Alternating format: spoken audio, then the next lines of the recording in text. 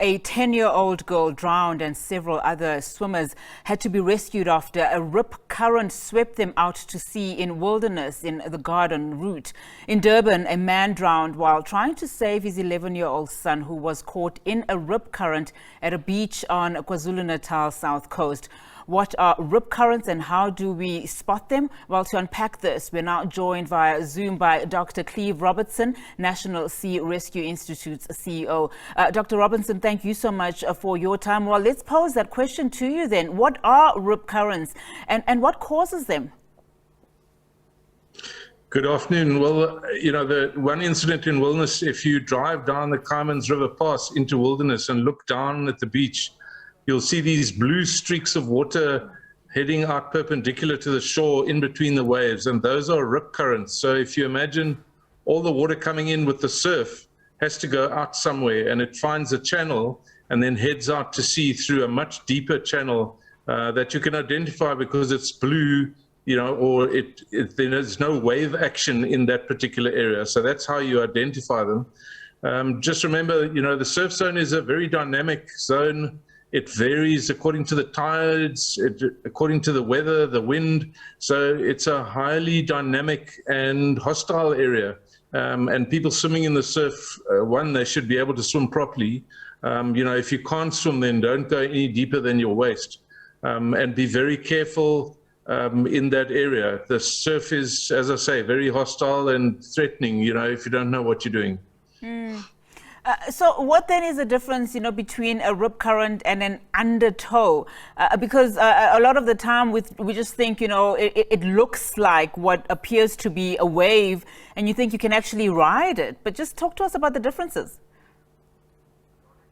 So, you'll get these currents that go out to sea, which we call a rip current, but you get longshore currents as well. So you can get into the water, it might appear shallow, and then suddenly there's a deeper channel, just beyond the beach. So you can get deep very quickly.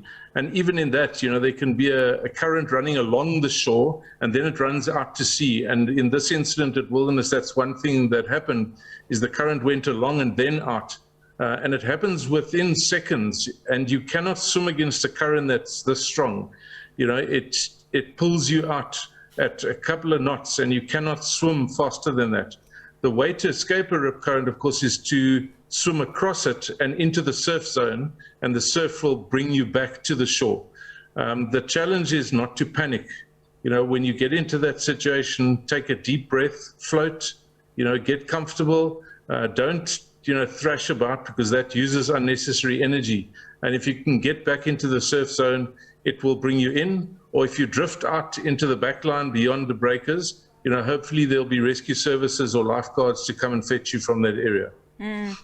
Well, Dr. Robertson, you've just described, what to do if you encounter a rip current. It is unfortunate, of course, for this little 10-year-old girl who I believe could swim, and the man who tried to save his 11-year-old son, who was also, suffered from this rip current. So what then, in terms of just warning beachgoers? A lot of them don't know what this is and also how to identify it and what to do importantly.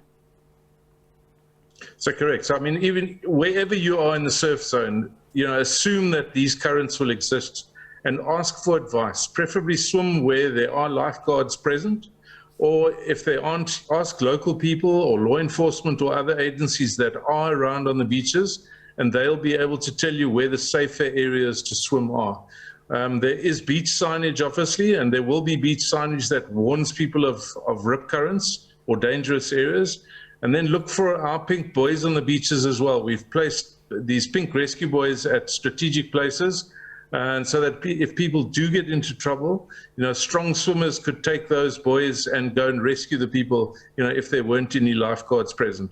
But preferably, as I've said, swim between the flags, obey the instructions of the lifeguards, and read the beach signage as you go down onto the beach. Not only does it give you an indication of where these dangers are, but it also has essential information like the emergency numbers to call in the event of a rescue or an incident. Are you comfortable then with just the level of support in terms of, your lifeguards at the various beaches, particularly because as it appears there seems to be a need for an education drive here, as it speaks to the dangers of beaches, particularly if you think you are in a safe space, but then lo and behold, a current sweeps you away. Correct. I mean, swimming, and water safety is not something that's mainstreamed in our education system. And to me, swimming is a life skill, and I think it should be. So there's a lot of work to be done in relation to, water safety education in general. But I mean, in swimming training, we do not have a swimming culture in South Africa, and it's something that we have to engender in our school-going population. Now, each child should exit school being able to survive if they accidentally fall into water, or if they're swimming for recreation. So very important work that needs to be done.